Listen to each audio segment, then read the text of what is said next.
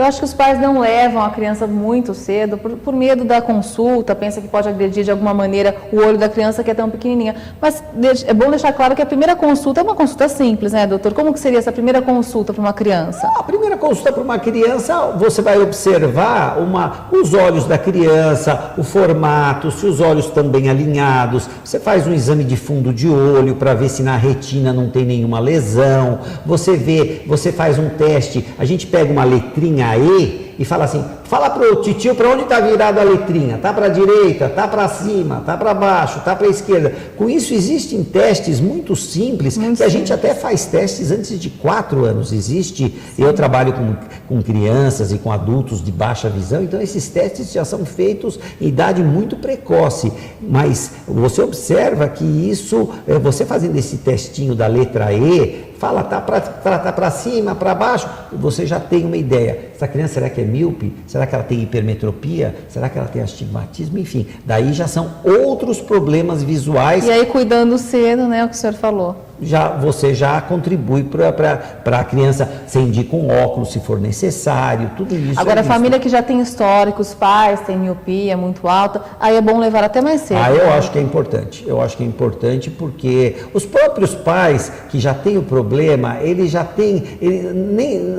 Não é todo mundo que lida satisfatoriamente com as suas limitações e com as suas deficiências. Então logo você já veja isso, não tema, leva uma criança para o oftalmologista e provavelmente vai ser detectado, se tiver algum problema, imediatamente, né? Tá certo. Olha, doutora, a gente recebeu uma pergunta aqui da Luciana Vaz, de São Paulo, de 37 anos. É uma pergunta até séria. Ela pergunta o seguinte: é verdade que ao tirar uma foto é possível ver uma mancha branca dentro do olho da criança e isso pode indicar a existência de câncer?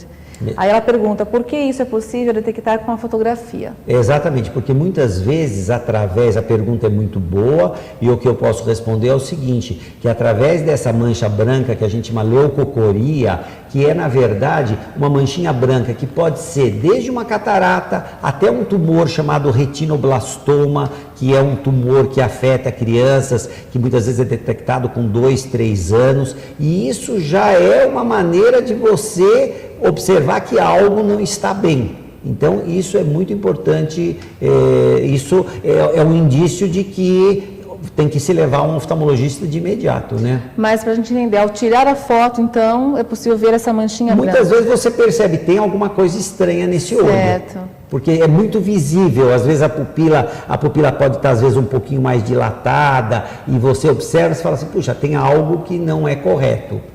E, doutora, além desses testes simples que os pais podem fazer em casa, né, desde bebezinho, como tampar um olho, observar os brinquedinhos, ver se ele segue, né, os brinquedos, na escola, é importante aí os pais, os professores ficarem atentos, já com 6, 7 aninhos, se eles estão com algum problema, alguma dificuldade de vista, quais seriam aí as observações principais? Como eles devem observar se a criança tem algum problema de vista? É aquela criança que está na sala de aula e toda vez que o professor escreve na lousa, a criança chega bem próximo da lousa para ver. É aquela criança que fica franzindo os olhos ou arregalando os olhos para ver se ela consegue ver o que o professor está escrevendo na lousa.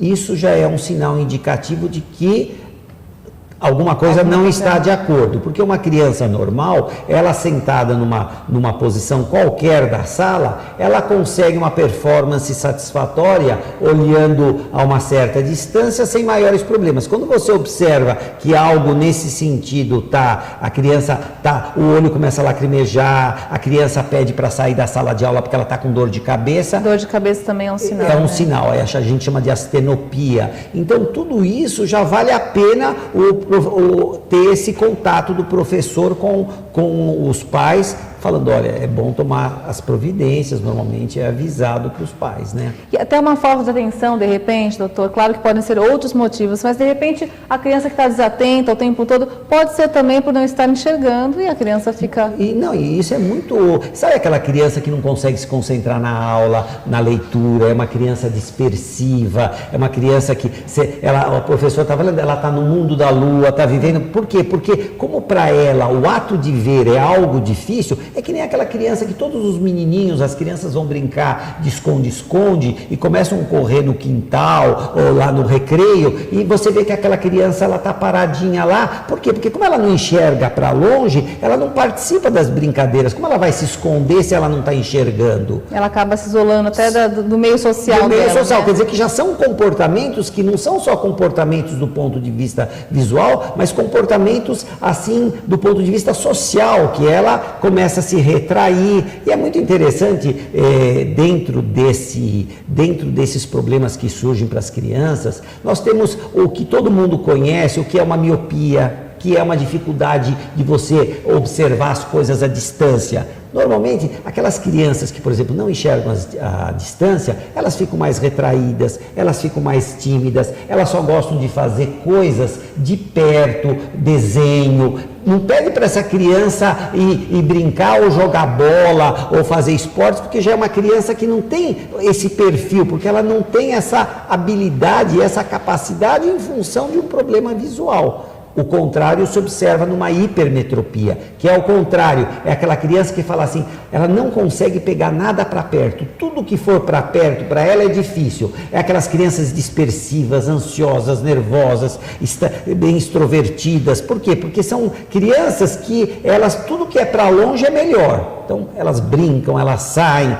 Então, quer dizer que você observa também através de um comportamento na infância. Isso no adulto também a gente observa perfis de personalidade em adultos que são perfis comportamentais em função dos problemas que elas tiveram ao longo da vida, seja miopia, hipermetropia e finalmente o astigmatismo, que pode estar combinado com uma miopia ou com uma hipermetropia, que também são aquelas coisas que você não vê as coisas com clareza, você vê os objetos pela metade, você vê imagens distorcidas. Isso é o astigmatismo. Quer dizer que esses tipos de problemas são os problemas típicos que a gente chama problemas de refração, que através de um exame oftalmológico feito por um oftalmologista, que faz, muitas vezes, se dilata a pupila nessas crianças, porque a criança, muitas vezes ela acomoda muito, então a gente dilata a pupila. São tudo procedimentos que os pais têm que estar atentos e saber disso para, logo de imediato, poder, eventualmente, se for o caso, prescrever um óculos, né?